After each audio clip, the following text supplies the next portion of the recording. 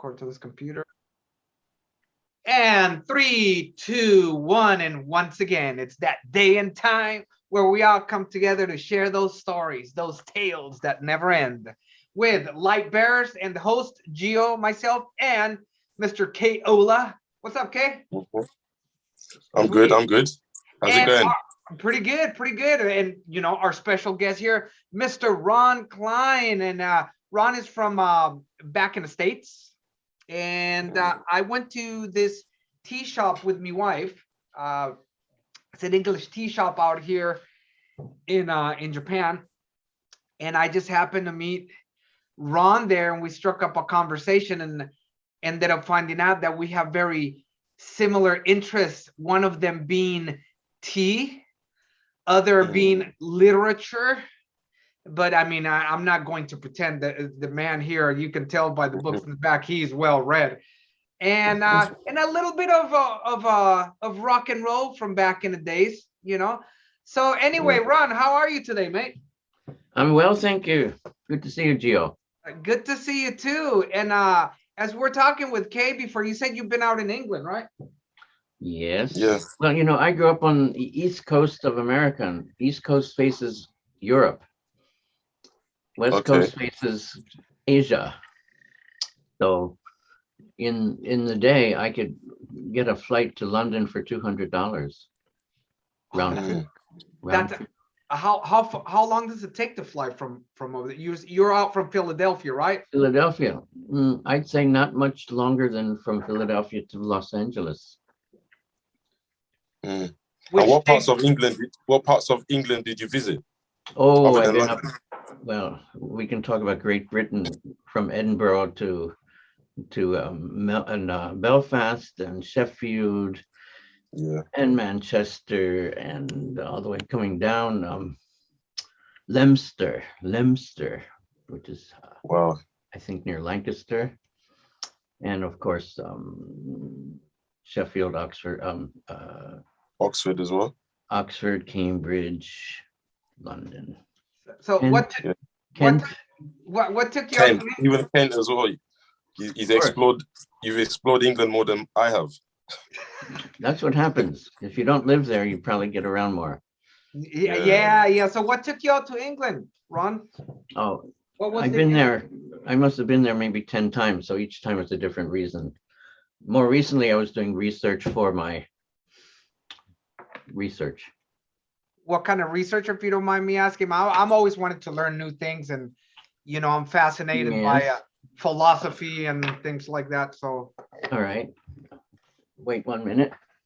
Okay, great. Well, while you do that, I think there's me tea leaves here. Me tea leaves. Had the wrong ones. Oh, you know, I wrote this book.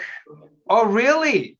You got me on that one, mate, because I can't read kanji, but I can speak Japanese. Neither can I, but I wrote it in English. Meiji Japan as Western Women's Side. Go up a little bit more. A bibliographic companion by Rock. That's very nice. So tell us a little bit about that book, mate. What? All right.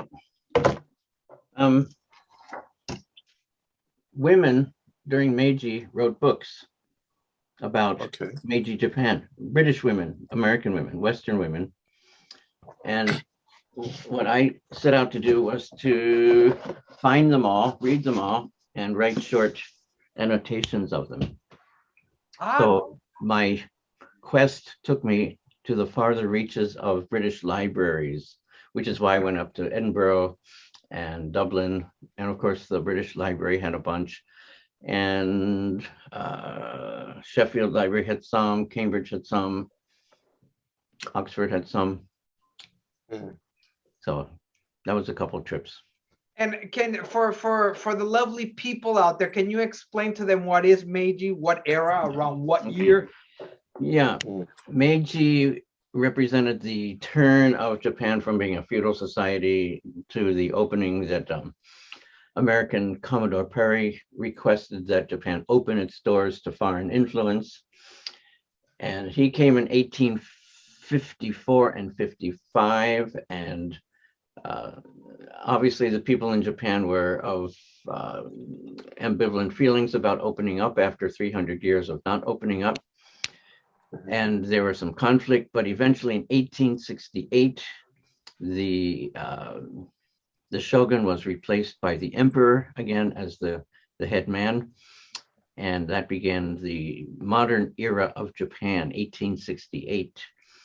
And he was called the Emperor Meiji, and Meiji lived until 1912. So it's a wonderful window, 1868 to 1912, which has wonderful parallels in American history and British history. So, turn of the century. Yeah.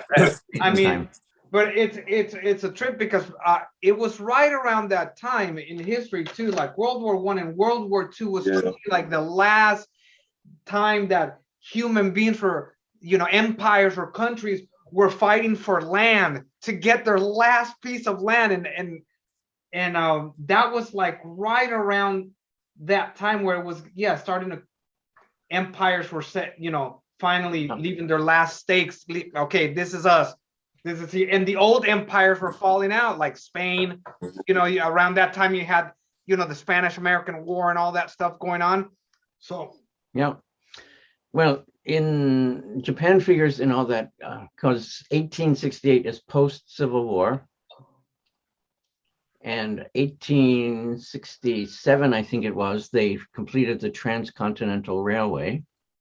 Yeah. So America was able to cross Americans were able to cross the country fairly easily, and then take a steamer instead of to Shanghai, where they would go. They could go now to Yokohama, and then go to Shanghai, and then carry on to all the British capitals, the capitals of the British Empire, and do around the world travel. For the first time, they could do around the world travel. Yeah, I mean, it'd be going all the way around. Yeah. If you could just go across. But I mean, that's why eventually they thought, let's go down to Colombia and try to convince the Colombians to give us Panama. And when the Colombians said no, it's like, well, I think we'll have a little war to separate you guys, create a little revolution. Yeah. You know what I mean? Yeah. It was empire. It was the American empire. Flexing its muscles. It is what it is. Every nation, every empire, every country has it. Nobody's exempt from it. No. And I'm definitely not into like feeling guilty for being from the States. It's everybody's done it. Every empire, and I think that's how humanity slowly but surely is growing. Beats a lot. It beats the freaking Dark Ages. It does. But every empire, as we're watching America, ends. Yes. So we're watching I grew up in the 1950s America, which I think I can categorically state was the greatest country in the history of the world. Post-war America wasn't damaged, had all the money, was very generous with what they did with the money, and everyone in America was booming. Everyone. There was upward mobility from the lower classes to the lower middle class. Everyone could buy a house. Everyone could buy a car. Everyone had a job.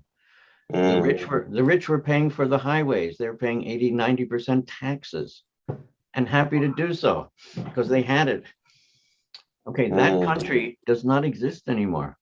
The rich don't even want to pay, an extra 2% to fund all the things that need funding. So, and the sense of optimism and the sense of it's not there anymore.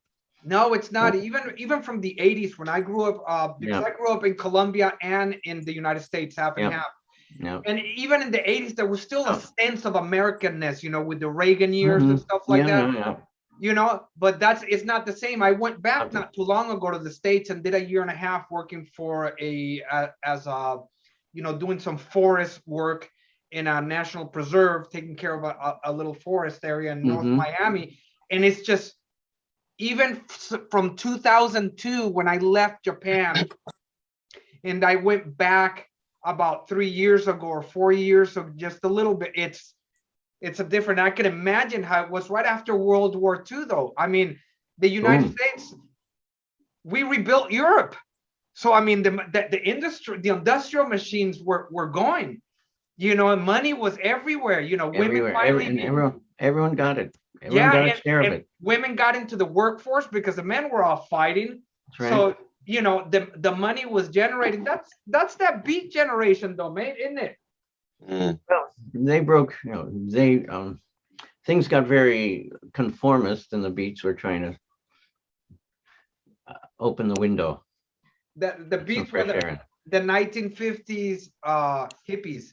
You know what I mean? But they had a lot. They had a lot of great writers around that time, and you know, didn't we have what's his not man? I forget. Allen Ginsberg is the poster boy. There's Jack another Kerouac. guy. Yes, yeah, Kerouac.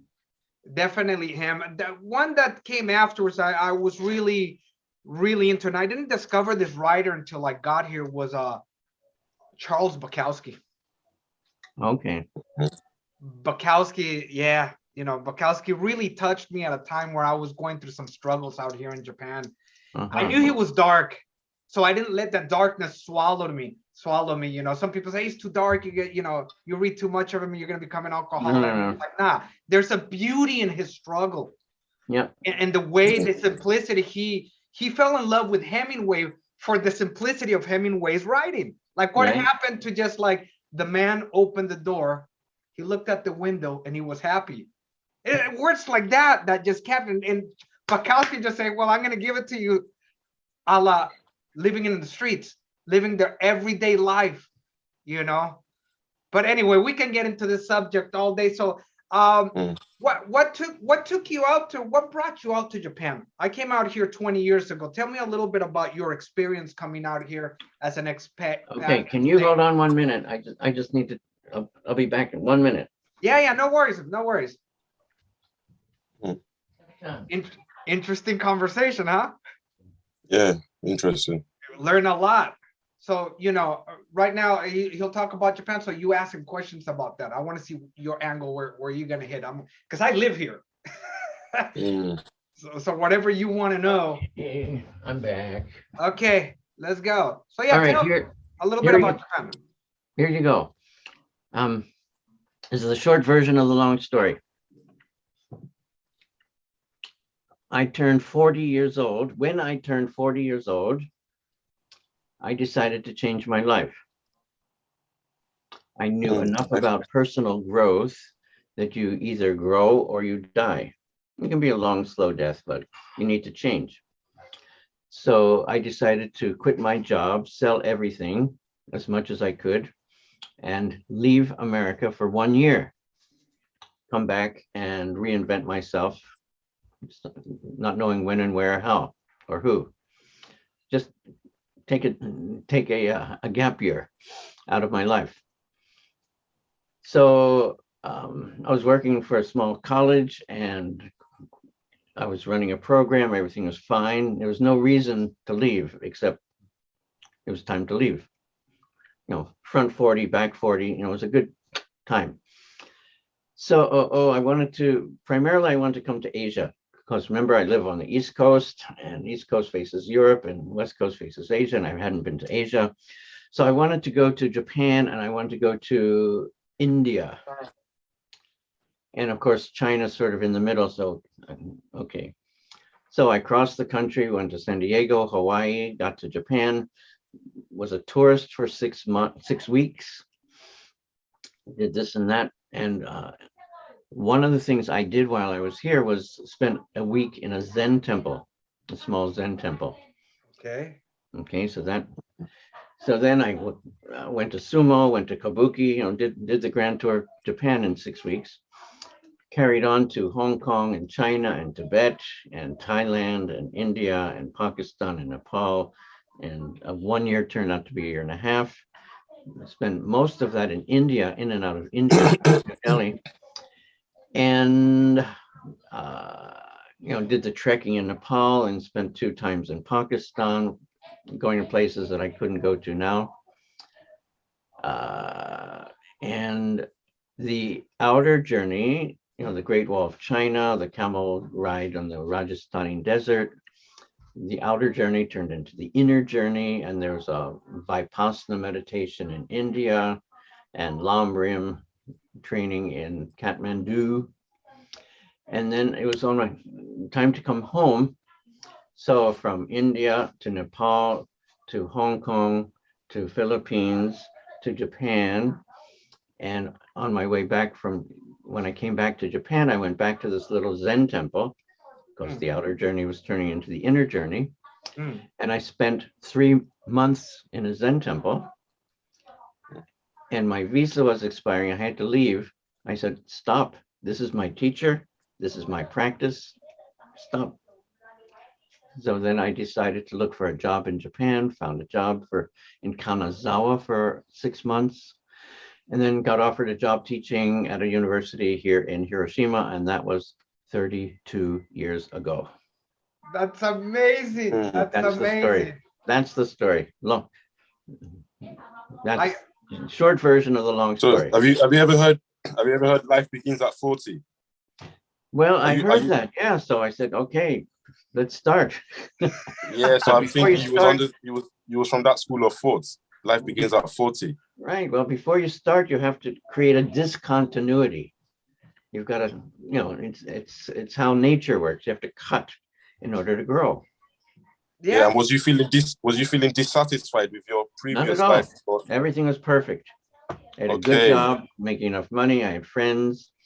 It was just time to grow. Or something different.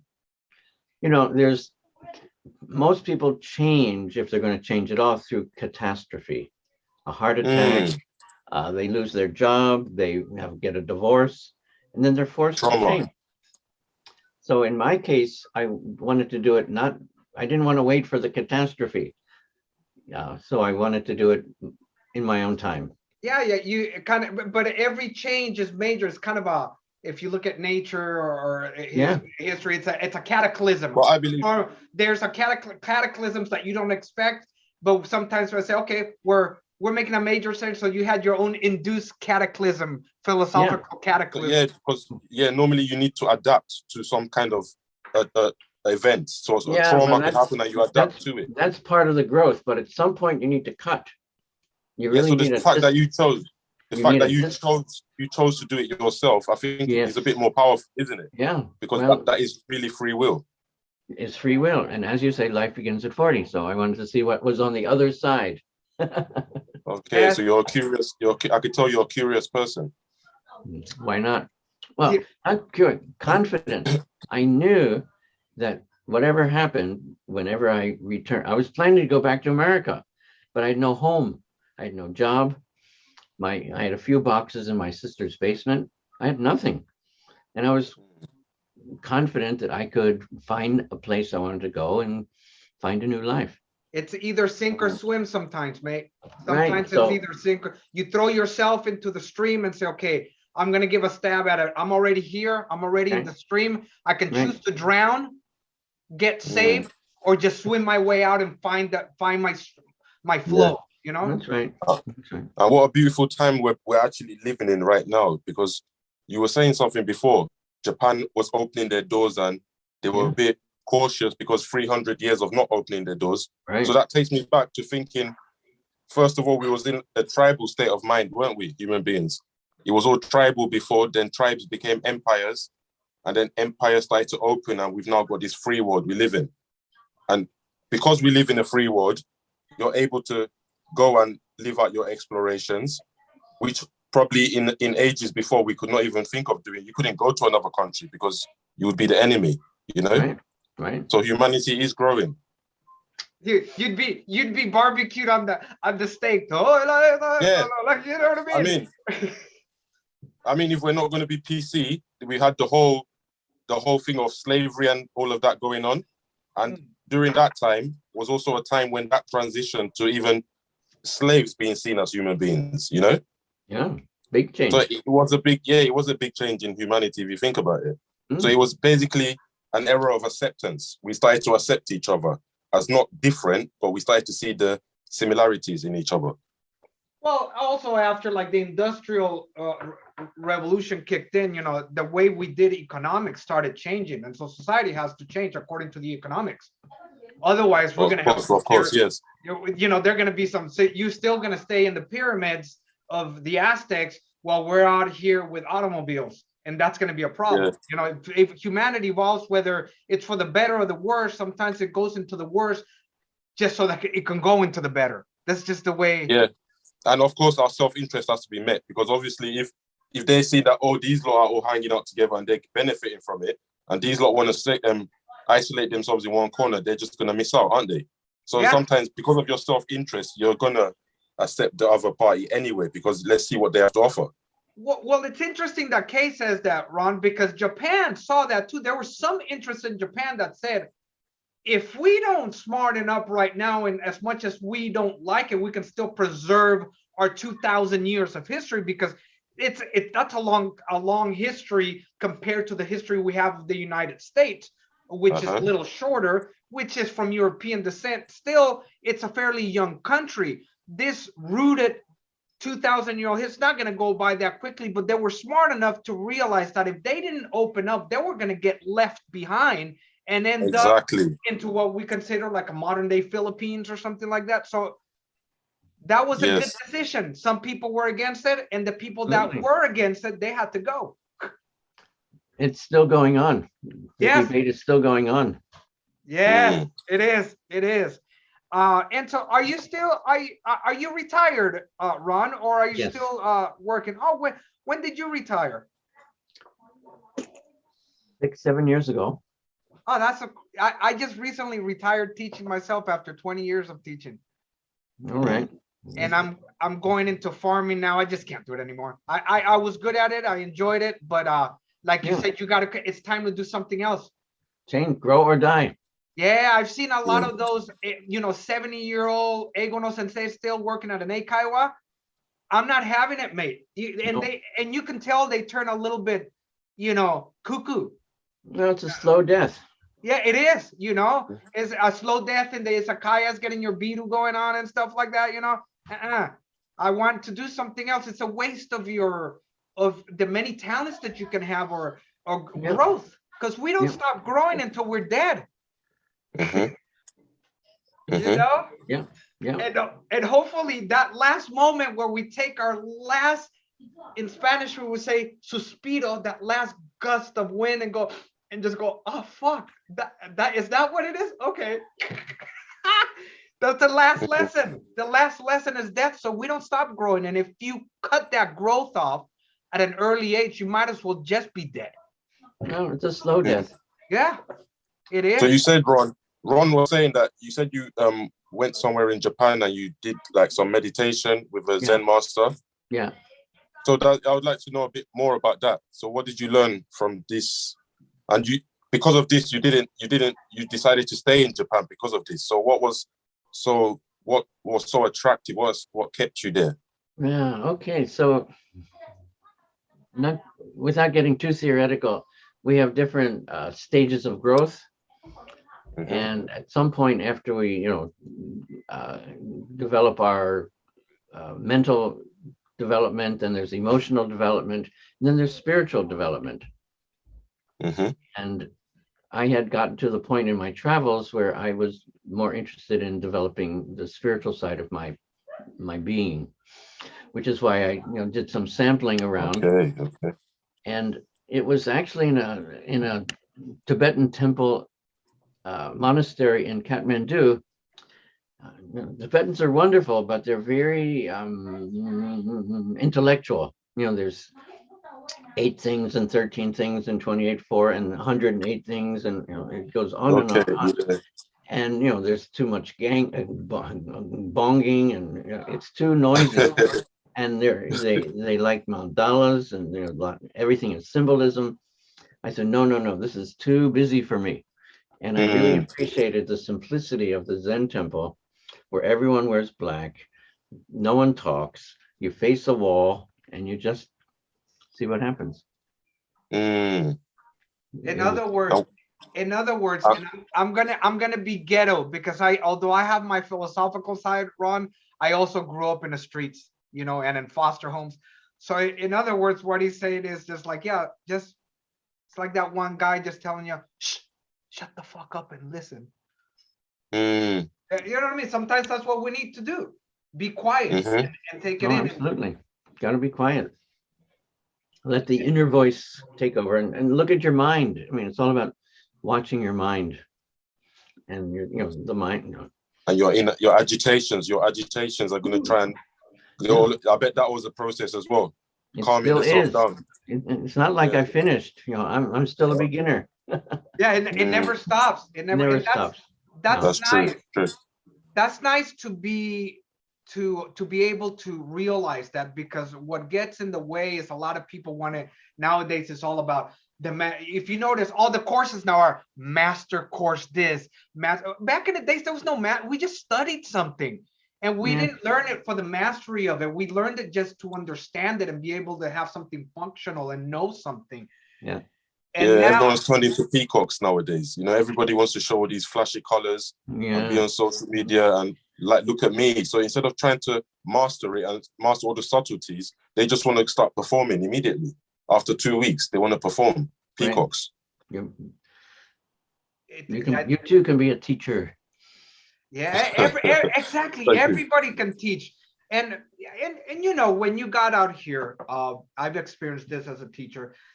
They sent me to a different school, and then you walk in through the classroom, and then you're surrounded by other teachers that, I got my diploma, I'm a teacher, and then you're looking at them, and they're looking at you. Well, you don't have the same diploma I do. How can you teach it?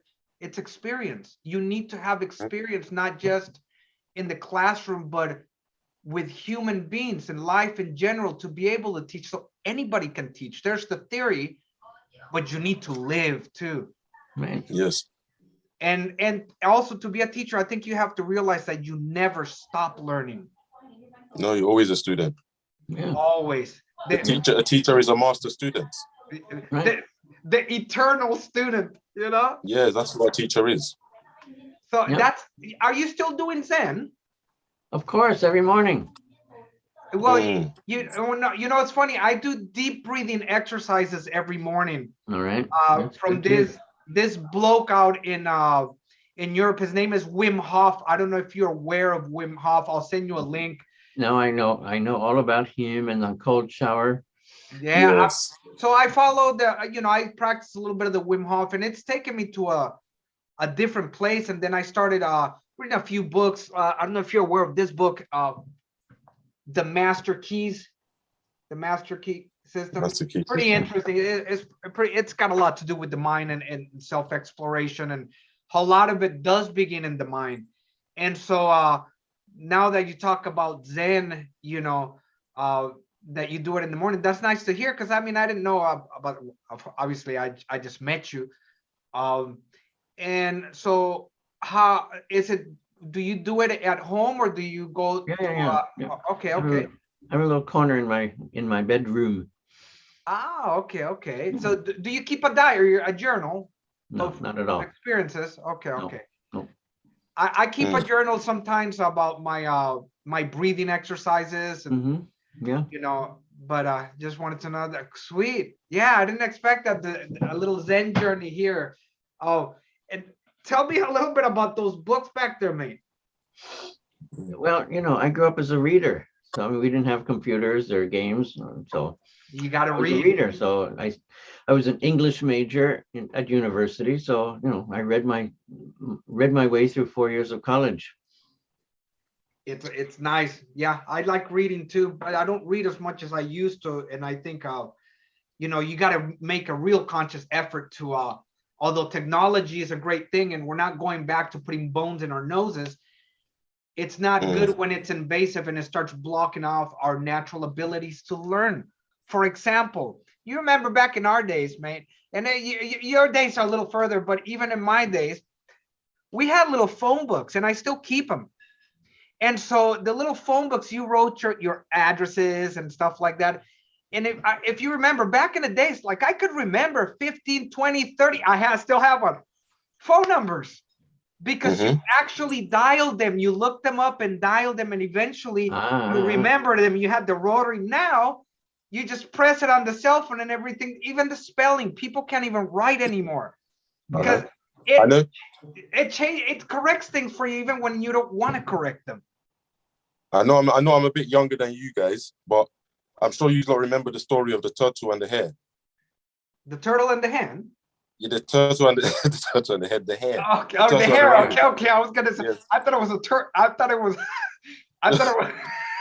I thought it was a rabbit. Okay, go ahead, man. Yeah, and the point I'm trying to make is that back then, when people wanted to learn things, like say in the martial arts and the Shaolin Temple, you would send a kid in there from when he was 10 years old, and he wouldn't even be like considered a master till he was like 30 or 40, you know?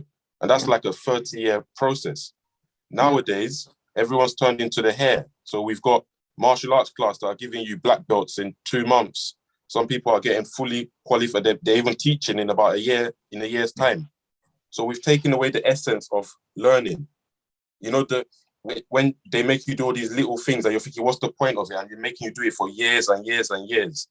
And then it's those years of repetitions that make you a master. You understand?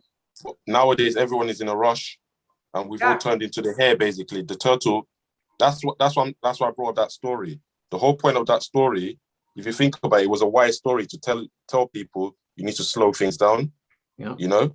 But everyone is taking the fast way now, so everybody wants to be a master in 6 months, 2 weeks, and nobody's really mastering anything. I love Aesop's fables.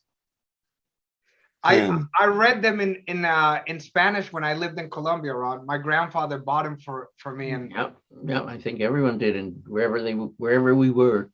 Yeah, and coming out here, actually, I bought the book, all the fables for my son here. I bought them obviously in Japanese, and I'm like, look, you got to read this. And The Little Prince, I bought The Little Prince for him.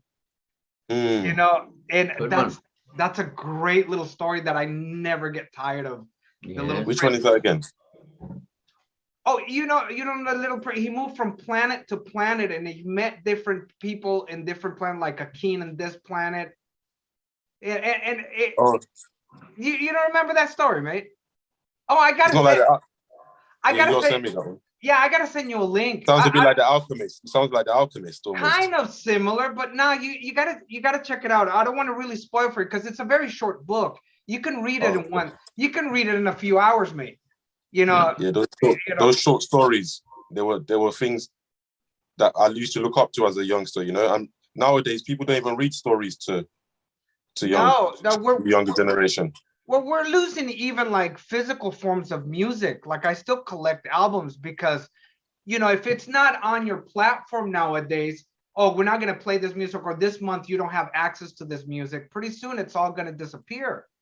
You know, so some things from the past, we of course let go to grow, but some things from the past are worth preserving as a legacy and a reminder of where we come from. Not just that, I mean, look at the light bulb. The light bulb is still simple. You can't get any better than the light bulb, mate. Yeah. You know? Or the paperclip.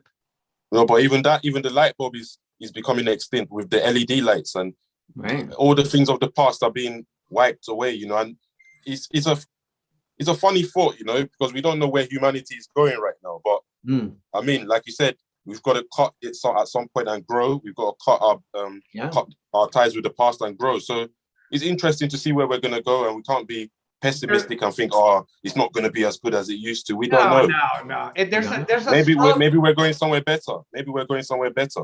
You know? Yeah, me too. Hopefully, yeah. That's why there's a lot of friction right now. It's about to hit the point where there's going to be a major change in humanity's patterns and lines that we're going. And so, you know, it's kind of a little difficult to let go, you know. I think we're right here, and it's happening so fast. Well, I think humanity is waiting for the cataclysm. Yes. You know, yes. That's always, World War II was a big changer. Maybe the pandemic will be, you know, this generation's big change agent. Yes, you know, we're looking for that. What do they call it? What's that? Self-fulfilling prophecies. Yeah. Sometimes we need that. We need our revelations. You know, we're waiting for the Antichrist. Yes. Hey, so I want to talk. I know that when we met, we talked a little bit about tea, and I didn't like tea for the longest time. And as you know, in the States, the way we drink tea is a little bit different. And before I came to Japan, you know, like I was drinking iced tea, which was like Snapple. you know, or Arizona coolers, and it's just sugar, mate. And I remember at the time before I came to Japan, I was dating this young lady right before we graduated. She's from Hong Kong. And a lot of my friends at the time happened to be Asian. I just got along with Asian people. And so I was always interested, like the Vietnamese culture, and they invited me to all their little get-togethers, and I got to experience the food. Well, my girlfriend at the time, she took me to Chinatown one day, and she's like, don't, and like a real Chinatown, the neighborhood in California, where it's just people, it's not just little Chinatown. Actually, it's a whole neighborhood and city that most of the Chinese people live in. And so Chinese that not only the name of the streets are in English, but they're in kanji, they're in Chinese. And so we're walking down the street, and so I'm feeling comfortable. I no worries. And she looked at me, she's like, look at you. You're so funny. You look like you just belong here. And I'm like, yeah, I love this place. So she one day sat me down, and she brought out this little teapot. Okay, I don't have my proper tea flask here because I'm moving out of this place. But she had this little special. I said, I'm going to teach you the way we drink tea in China to properly sip it. And she brought out with these little cups.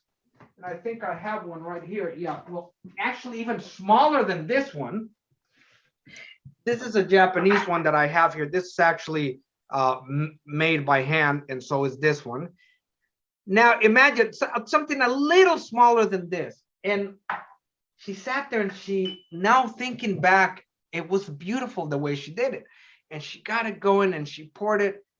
And I'm looking at that cup, and I'm like, what the hell is this, dude? And I want to drink it, I couldn't understand the subtlety and the beauty that comes along with history, the history of tea and the discovery of it, and how it spread throughout the world, and the meaning of it, and how each different culture that embraced it, what it means to them. It's an amazing history. And so I came to Japan, and I remember drinking here. You can buy tea everywhere, mate.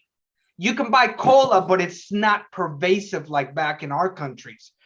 Tea here in winter, they sell it in the plastic bottles, warm.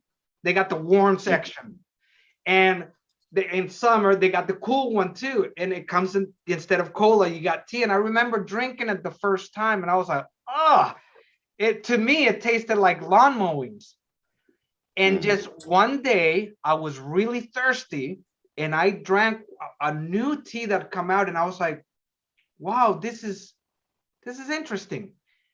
And then I started experimenting with teas. This girl from Taiwan came and stayed at my homestay and introduced me to Taiwanese high mountain oolong, which is just amazing. And I fell in love with it. And I began my journey exploring different people on YouTube and trying to learn.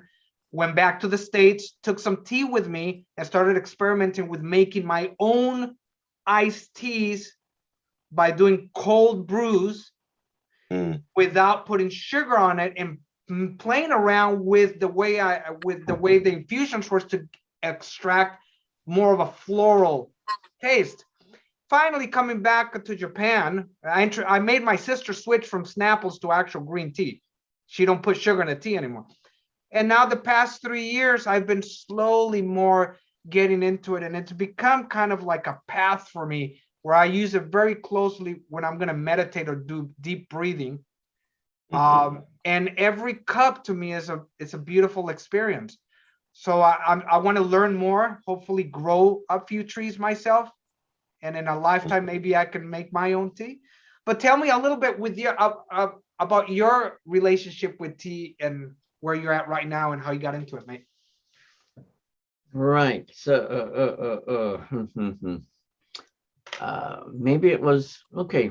There was a tea shop in Hiroshima, and it's on the second floor of the building. And between the first floor and the second floor was like a landing, and there was a big poster, a photograph of, in the front were ladies picking tea, and in the back was Kanchenjunga mountain. So I went into the shop and I said, "Whoa, where's that?" And he said, "Oh, that's Darjeeling." and they're picking tea in Darjeeling. I said, oh, I've heard of Darjeeling. Anyway, next chance I got, I went to Darjeeling, and I learned about Darjeeling tea. And then from there, it was, I was on an airplane from India to Singapore and sat next to this lady, and we were talking about tea. I was talking about Darjeeling tea. She said, oh, do you like Assam tea? I said, well, She said, well, my husband was a manager of an Assam tea factory, a tea plantation. Would you like to visit?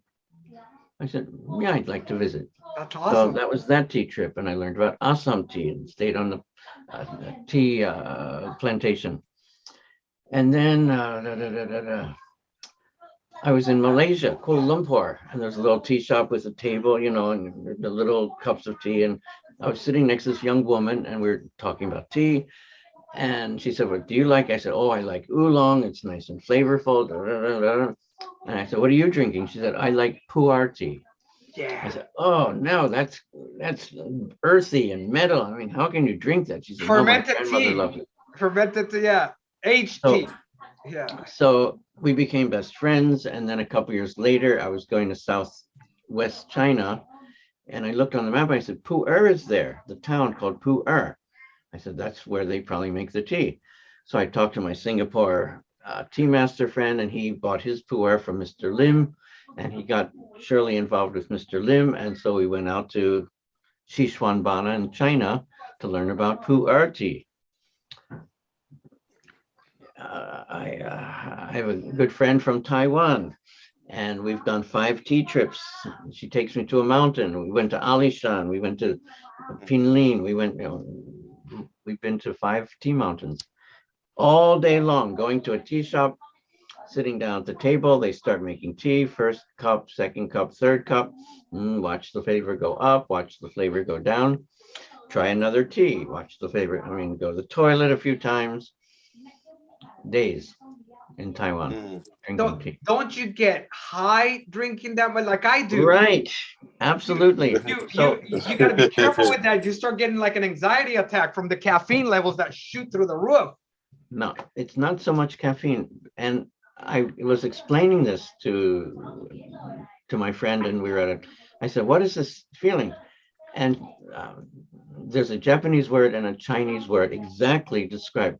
And in English, it's euphoria. Yes. Okay. Euphoria.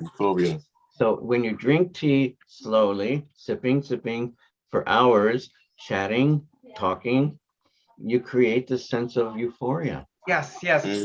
But you said it. You have to sip it.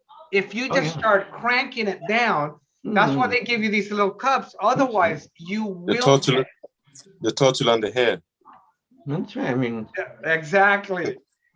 So, you said how many trips did you take out to Taiwan?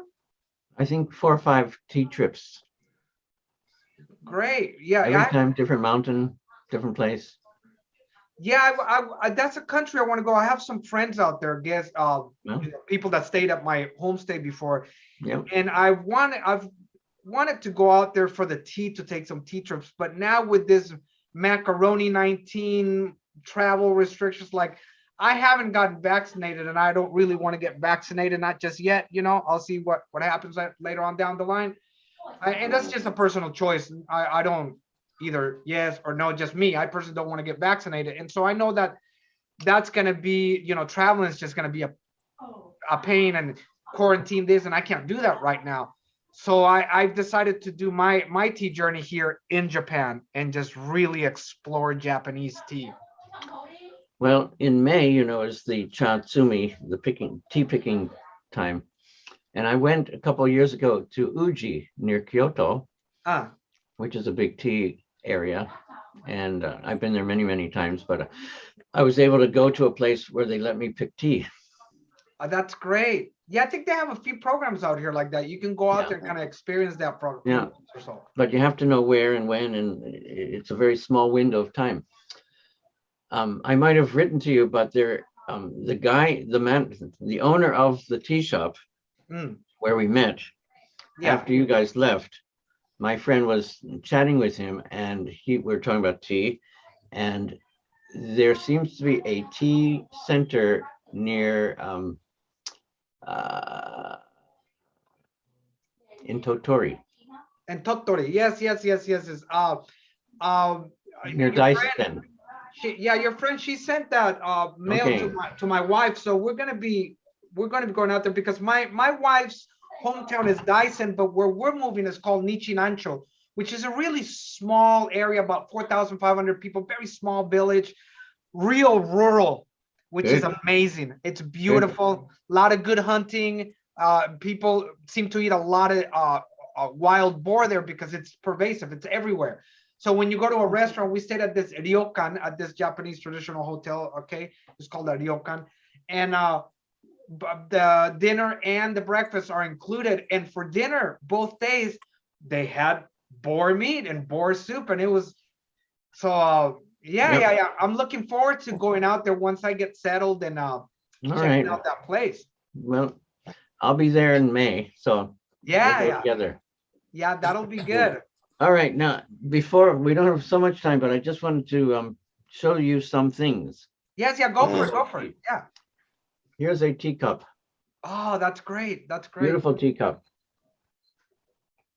It's got the What's that made out of? Regular clay. Clay. clay. Mhm. Yeah. Does it have the name of the person who baked it? No, but I bought it at a department store. There was some exhibit. Okay.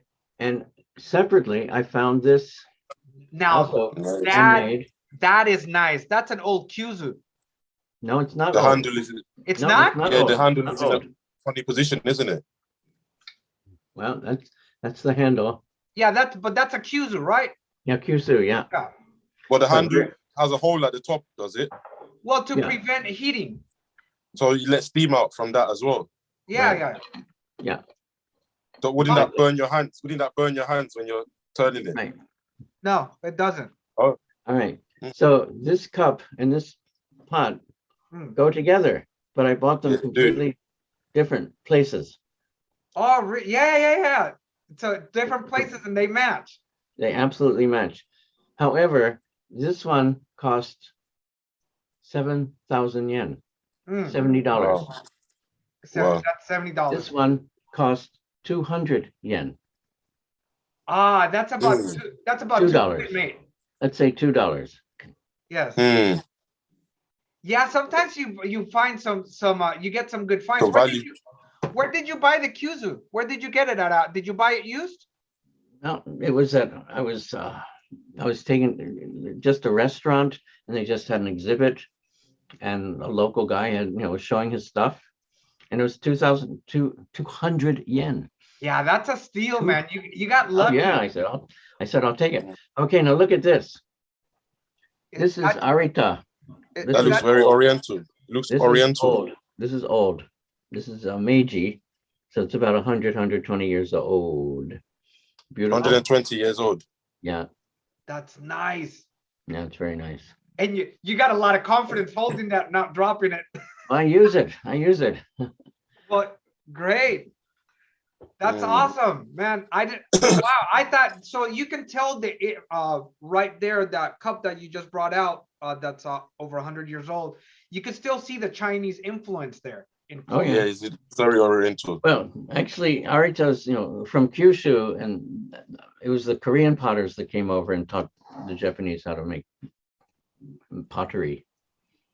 That's Mm. great. Check out this. I'm gonna show this one off to you real quick. All right. I had to go back Let's and see get it. it, and my wife is going to notice, like, because most of the stuff's gone from here, and I kind of made a nice little collection. But I fell in love with this one baker, this one artist, and I only buy his pots. He passed away, but I like his son is taken over, but I really like the simplicity of it. And I just bought this cup, and if you notice, like right Yeah. here, you got the Mhm. symbol. Listen, yeah. But Yeah. I really Yeah. like this, and What's I bought that, it. bamboo? Nah, this is clay, mate. Clay as well. This That is- looks really, Yeah. yeah, that pottery. looks really nice. And Yeah. so each they call them bakers. Yaki means to bake or cook over fire.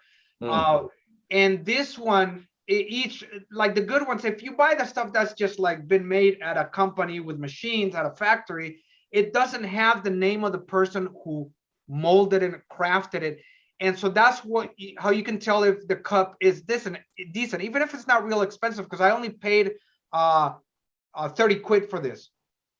It looks nice. 3,000 yen, but it's really nice. And I've showed you my other little little pots. But the cool thing that, like, you notice the Kyuzo, as he showed you, it's got the handle to the side, and there's a reason for that, mate. If you notice, I'll show you this cheapy one.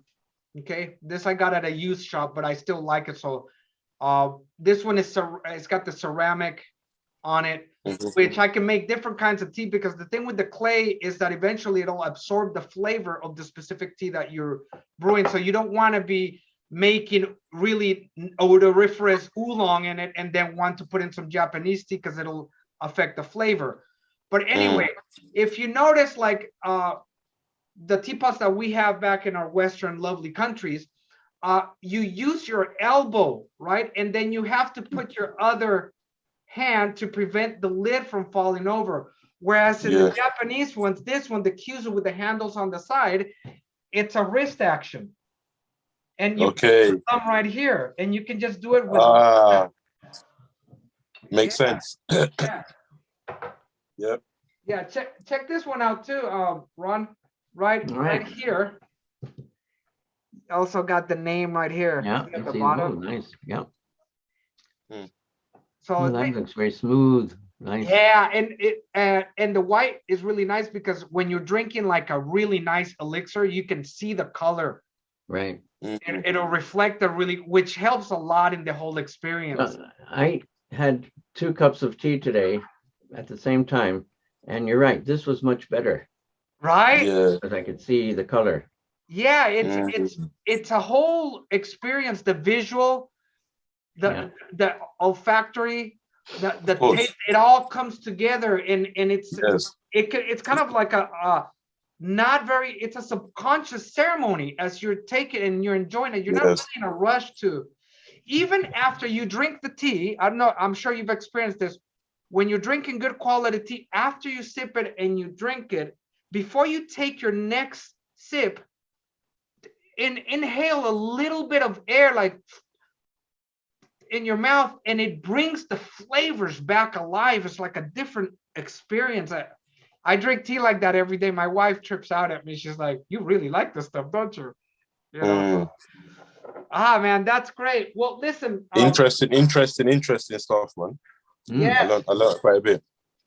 Okay, well, we're coming up to that time. We'd love to have you on again with somebody else. I think I could learn a lot from you, and I'm looking forward to you coming out to absolutely. And I would love to be your host, and you can learn a little bit about my Colombian culture and why I love living in the countryside. You'll really see that although I got the Iron Maiden here, I'm a country boy. I love living in the outdoors. And good. But once again, ladies and gentlemen, we've come to that time. Hey, before can I just say Can I just say a quote that's been in my head? Yeah, go for it, mate. It goes, "The brave might not live forever, but the cautious will never live at all." I thought I'd just leave that. Yes. Say that again, please. The brave might not live forever, but the cautious will never live at all. Good one. It's beautiful. We got to put that on the title, mate. That's got to be on there. That's a good one. That's a great way to end it. Ladies and gentlemen, we've been lucky to have this great conversation. As our podcast gets more people to come on board, we encounter different conversations. A little bit more wisdom is learned, if any. And we leave everybody knowing that each time that we get together, there's friction between us. And within that friction of learning with each other, there's a light. Fire comes alive, and we create the light so that we can bear it upon the world and learn from each other. Amen. Peace and love, rock and roll, and catch you guys on the next time.